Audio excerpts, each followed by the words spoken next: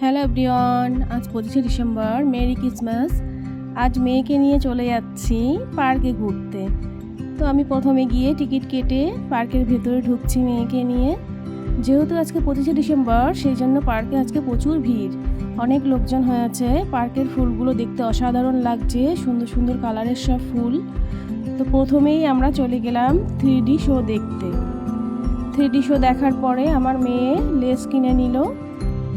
তারপরে আমরা চলে গেলাম হান্টেড হাউসে। হান্টেড হাউস দেখার পরে আমরা বাইরে বেরিয়ে এলাম, মেয়েকে আইসক্রিম কিনে দিলাম।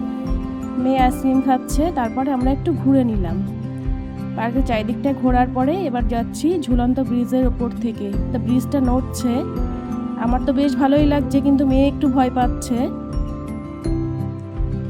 তারপরে চলে গেলাম আমরা রোপওয়ে চড়তে।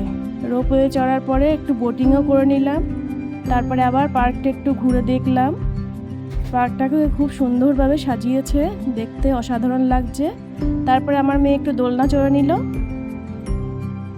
দোলনা চড়তে চড়তে আবার সন্ধ্যা হয়ে যাচ্ছে, প্রচুর ঠান্ডা।